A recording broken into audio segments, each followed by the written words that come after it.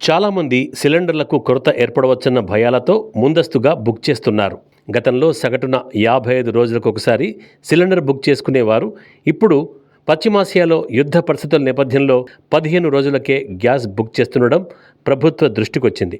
దీంతో 21 రోజుల లాకిన్ నిబంధన తెచ్చింది. ఇప్పుడు ఆ గడువును 25 రోజులకు పెంచినట్టు తెలుస్తోంది.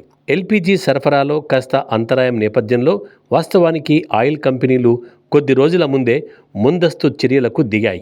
కనీస గడువును బుధవారం నుంచే చమురు సంస్థలు అనధికారికంగా అమల్లోకి తెచ్చినట్టు తెలుస్తోంది. డబుల్ సిలిండర్ ఉన్నవారికి గడువు 30 రోజులు, సింగిల్ సిలిండర్ ఉన్నవారికి 21 రోజులుగా నిర్ణయించినట్టు సమాచారం.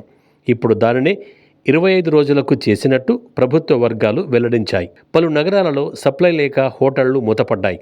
కొన్ని మెనూ తగ్గించుకుంటున్నాయి. మరికొన్ని కట్టెల పొయ్యిపై బిర్యానీలు తయారు చేస్తున్నాయి. అటు గ్యాస్ కొరత ఎఫెక్ట్ మొబైల్, ఇంటర్నెట్ సేవలపైన పడే అవకాశం ఉంది.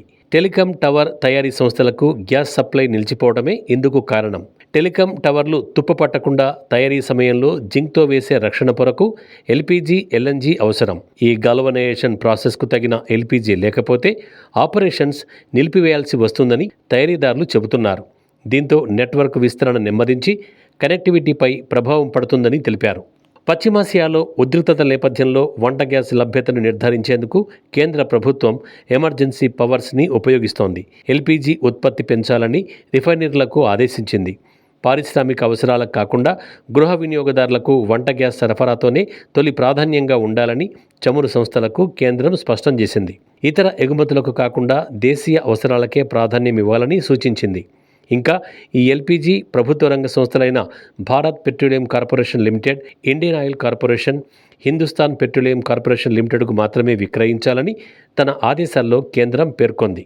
దీనిలో భాగంగానే ఎల్పీజీ ఉత్పత్తికి కీలకంగా ఉన్నటువంటి బ్యూటేన్, ప్రొఫెన్ను పెట్రోకెమికల్ ప్రొడక్షన్ కొరకు దారి మళ్లించవద్దని రిఫైనరీలకు కేంద్రం సూచనలు చేసింది.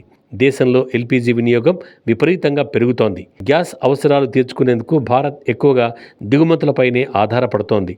ప్రపంచంలోనే రెండో అతిపెద్ద సహజవాయువు దిగుమతిదారుగా ఉన్న ఇండియా గత ఏడాది 33.15 బిలియన్ మెట్రిక్ టన్నుల వంట గ్యాస్ దిగుమతి చేసుకుంది.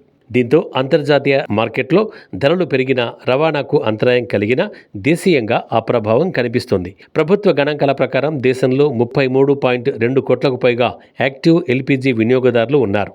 గడిచిన 2 రోజులుగా సోషల్ మీడియాలో కొన్ని వార్తలు తెగ హల్చల్ చేస్తున్నాయి. దేశంలో పెట్రోల్, డీజిల్ నిల్వలు అయిపోయాయని, త్వరలోనే బంకులన్నీ మూతపడతాయని, గ్యాస్ సిలిండర్ ధరలు భారీగా పెరగనున్నాయని రకరకాల వార్తలు వస్తున్నాయి. ఈ వార్తల ప్రభావంతో చాలా చోట్ల పెట్రోల్ బంకుల వద్ద జనం క్యూ కట్టడం మనం చూశాం. అయితే ఈ విషయంలో ఆందోళన చెందాల్సిన అవసరం లేదని ప్రముఖ ఆయిల్ కంపెనీలు స్పష్టం చేశాయి. భారత్ పెట్రోలియం, ఇండియన్ ఆయిల్ సంస్థలు ఈ పుకార్లపై సోషల్ మీడియా వేదికగా స్పందించాయి. దేశంలో పెట్రోల్, డీజిల్ కొరత ఉందన్న వార్తలో ఎలాంటి నిజం లేదని, అవన్నీ కేవలం పుకార్లేనని తేల్చి చెప్పాయి. భారత్ వద్ద సరిపడా ఇంధన నిల్వలు ఉన్నాయని, సరఫరా గొలుసులో ఎలాంటి ఆటంకాలు లేవని భరోసా ఇచ్చాయి. ప్రజలు అనవసరంగా కంగారు పడి బంకుల వద్ద గుమిగూడవద్దని కోరాయి. ప్రభుత్వ అధికారిక సంస్థలిచ్చే సమాచారాన్ని మాత్రమే నమ్మాలని సూచించాయి. ఒకవైపు పెట్రోల్ ధరల విషయంలో ఊరట లభించినా, మరోవైపు వంట గ్యాస్ ధరలు సామాన్యుడి జేబుకు చెల్లు పెడుతున్నాయి. అంతర్జాతీయ మార్కెట్లో ముడి చమురు ధరలు పెరగటం, మధ్య ప్రాచ్యంలో నెలకొన్న ఉద్రిక్తత కారణంగా చమురు సంస్థలు గ్యాస్ ధరల్ని పెంచాయి.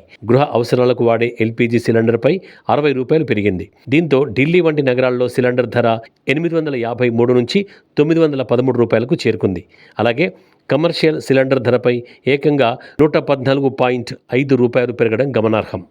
మధ్యప్రాచ్యంలో యుద్ధమేఘాలు కమ్ముకోవడంతో గ్లోబల్ ఎనర్జీ మార్కెట్ అతలాకుతలమవుతోంది. చమురు సరఫరా అయ్యే ప్రధాన మార్గాల్లో ఆటంకాలు కలగవచ్చన్న భయంతో ముడి చమురు ధరలు మండుతున్నాయి. దీని ప్రభావం నేరుగా మన దేశంలోని పెట్రోల్ ధరలు, గ్యాస్ సిలిండర్ ధరలపై పడుతోంది. షేర్ మార్కెట్లో కూడా ఆయిల్ కంపెనీల షేర్లు ఈ పరిణామాల వల్ల నష్టాల్లో ముగిశాయి. సామాన్యులు మాత్రం ఈ ధరల పెరుగుదల పట్ల ఆవేదన వ్యక్తం చేస్తున్నారు. ఇప్పటికే నిత్యావసర ధరలు ఆకాశాన్ని తాకుతుంటే ఇప్పుడు గ్యాస్ ధరలు పెరగడం భారంగా మారిందంటున్నారు. అటు ముడి చమురు ధర గ్యాస్ ధరలపై అతిపెద్ద ప్రభావాన్ని చూపుతోంది. బ్యారెల్కి 42 గ్యాలన్ల చమురు ఉంది. రిటైల్ గ్యాసోలిన్ ధరలు బ్యారెల్ ధరల్లో ప్రతి డాలర్ మార్పుకు గ్యాలన్కు 2.4 సెంట్లు కదులుతాయని అంచనా. ఇది ఖచ్చితమైన గణన కానప్పటికీ ముడి చమురు ధరలు మారినప్పుడు గ్యాస్ ధరలు ఎలా మారుతాయో ఇది ప్రదర్శిస్తుంది. గత వారంలో ప్రపంచ చమురు ధరలు పెరిగాయి. సోమవారం నాడు బ్యారెల్కి $120 దగ్గర గరిష్ట స్థాయికి చేరుకున్నాయి.